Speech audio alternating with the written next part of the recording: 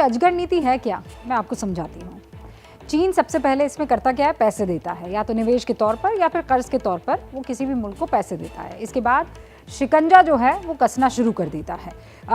श्रीलंका के साथ ऐसा ही किया चीन ने। इस वक्त श्रीलंका में चीन के 50 प्रोजेक्ट्स चल रहे हैं, 50 ऐसे प्रोजेक्ट्स हैं।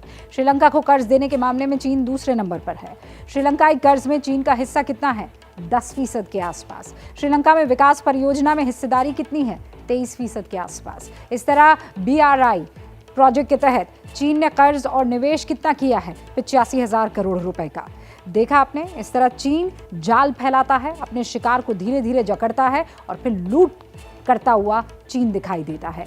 चीन का श्रीलंका पर इस वक्त कुल कर्ज कितना है, 3,95,000 करोड़ रुपए, 3,95,000 करोड़ रुपए। इसमें से श्रीलंका को इस साल 50,000 करोड़ रुपए चुकाने हैं। 5 साल में कुल 1,94,000 करोड़ रुपए श्रीलंका को चीन को वापस देने हैं। इतना ही नहीं, अगर श्रीलंका ने BRI पर काम रोक दिया तो पेनल्टी अलग से देनी पड़ जाएगी। अगर कर्ज नहीं चुका पाया तो श्रीलंकाई प्रोजेक्ट्स पर चीन का कब्जा हो जाएगा। इसे कहते हैं अजगर नीति। चीन श्रीलंका को मजबूर कर अपनी शर्तें मनवाएगा, लेकिन चीन ये बहुत अच्छे से जानता है कि उसकी हरकतों से जनता में गुस्सा भड़क रहा है और इसी वजह से उसने श्रीलंका में रहने वाले अपने नागरिकों को सुरक्षा बढ़ाने का निर्देश दे दिया है। श्रीलंका में जनता के आक्रोश के बाद प्रधानमंत्री महिंदा राजपक्षे को इस्तीफा देना पड़ गया। अभी प्रदर्शनकारी राष्ट्रपति गोटाबाया राजपक्षे का इस्तीफा चाहते हैं। राष्ट्रपति गोटाबाया धर्म की शरण में बचने का रास्ता इस बीच खोज रहे हैं। समझिए कनेक्शन।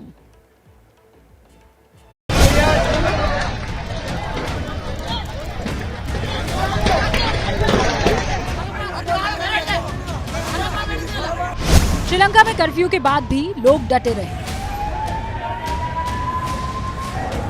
हजारों प्रदर्शनकारी सड़कों पर जमे हुए हैं।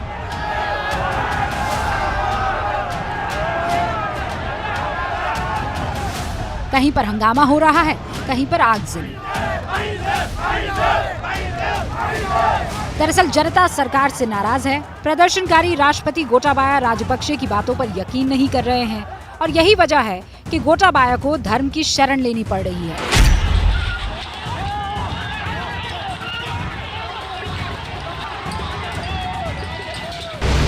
प्रदर्शनकारी प्रधानमंत्री महिंदा राजपक्षे के बाद अब राष्ट्रपति गोटाबाया राजपक्षे का इस्तीफा मांग रहे हैं, लेकिन गोटाबाया इस्तीफे के लिए तैयार नहीं है।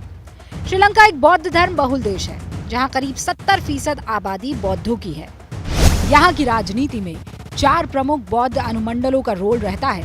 ये 4 बौद्ध अनुमंडल हैं: मालवट्टा, जिसके महानायक है सिद्धार्थ सुमंगला थेरा; असगिरी, जिसके प्रमुख है गणरत्ना थेरा; अमरपुरा, जिसके प्रमुख है दुदाम्फला चंद्रश्री थेरा; और रामन्या अनुमंडल, जिसके प्रमुख है माकुलेवे विमला थेरा। इन सभी ने राष्ट्रपति गोटाबाया को पत्र लिखकर जनता की राहत के लिए नीतियां बनाने और अंतरिम सरकार के गठन का अनुरोध किया था। इतना ही नहीं, इन धर्म गुरुओं ने प्रदर्शनकारियों पर हमले का कड़ा विरोध किया है। ये बातें गोटाबाया के खिलाफ जाती हैं। अब राष्ट्रपति धर्म गुरुओं के जरिए प्रदर्शनकारियों को शांत कराने की कोशिश में है। तस्वीरें जो सामने आ रही हैं वो बताती हैं प्रदर्शनकारियों में कुछ बौद्ध भिक्षु भी शामिल हैं। बौद्ध भिक्षु सरकार के खिलाफ मार्च भी निकाल चुके हैं, जिससे लग रहा है कि गोटाबाया के लिए आने वाले दिन आसान नहीं होंगे। श्रीलंका में गो होम गोटा की मुहिम चल रही है। ऐसे में अगर बौद्ध भिक्षुओं ने कड़ा रुख अपनाया तो गोटाबाया को कुर्सी छोड़ने पर मजबूर होना पड़ सकता है। गोटाबाया अब तक अंतरिम सरकार के गठन के लिए तैयार हो चुके हैं, लेकिन विपक्ष 4 मुख्य मांगों पर अड़ा है।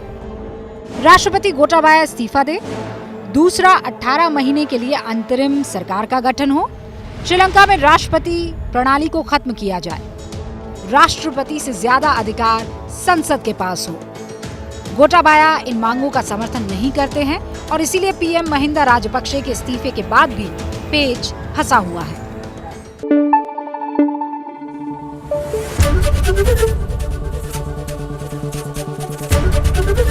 एबीपी न्यूज आपको रखे आगे।